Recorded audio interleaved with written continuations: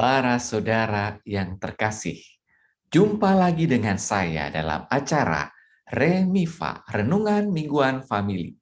Kali ini edisi Minggu Biasa keempat dengan tema Bahagia itu tidak instan.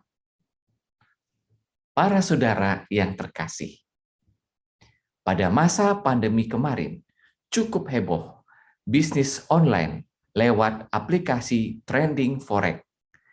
Dengan menyetorkan sedikit uang, akan mendapatkan keuntungan yang berlipat dalam waktu singkat.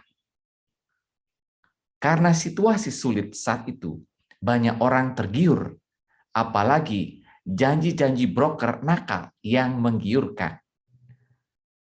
Awalnya memang dapat untung, lama-kelamaan bukan untung yang didapat, malah buntung. Tidak hanya itu, beberapa artis, YouTuber, dan beberapa influencer ditangkap aparat penegak hukum. Gegara dianggap melakukan penipuan. Untung, kaya, dan sukses, apalagi bahagia, ternyata tidak instan, tetapi butuh proses. Para saudara yang terkasih, bacaan suci minggu ini menawarkan jalan hidup bahagia bagi orang beriman. Injil diambil dari sabda bahagia yang ditulis oleh Matius. Penginjil Matius mau mensejajarkan Yesus dengan Musa. Sebagaimana bangsa Israel menerima hukum Taurat dari Musa, demikian pula Yesus di bukit memberikan sabda bahagia kepada para muridnya. Menurut para ekseget, sabda bahagia dalam khotbah di bukit ini bukan saja jalan hidup bahagia, tetapi adalah undang-undang dasar kerajaan surga. Kebahagiaan yang tidak hanya di dunia ini, tetapi kebahagiaan abadi.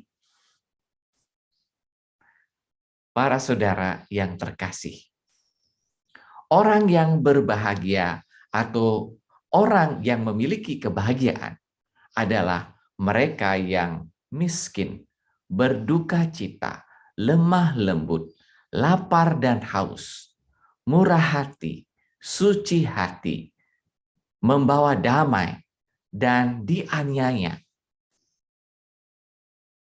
Apa yang kita dengar ini sangat aneh dan kontras dengan dunia. Coba kita pikir, bagaimana miskin, duka, lemah, lapar, dan haus bisa bahagia? Bukannya kita akan semakin melarat dan tak berdaya?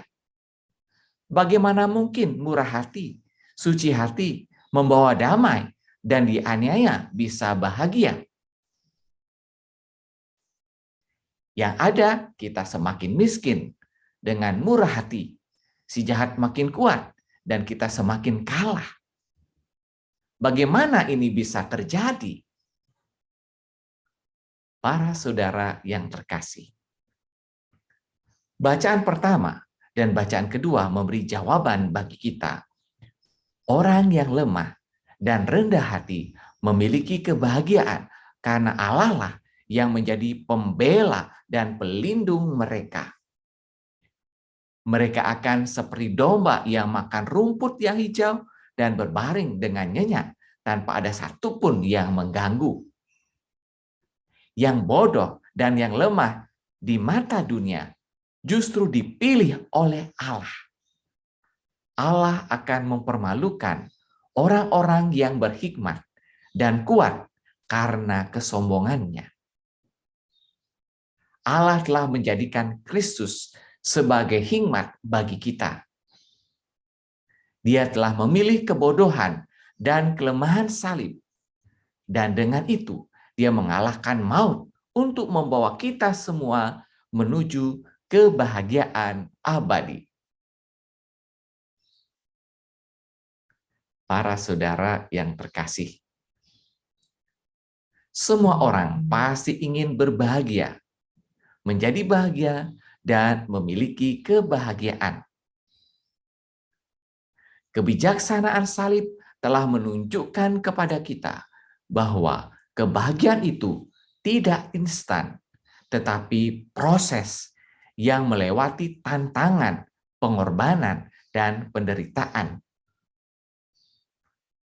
Saya terkesan dengan seorang bule lokal yang sukses di Bali dengan ungkapannya, "Senggol dong." Dia saya cermati awalnya sering dibully, namun dia tetap tekun dan bekerja keras, penuh pengorbanan, membuat konten-konten kreatif sesuai dengan profesinya. Akhirnya dia sukses dan bahagia.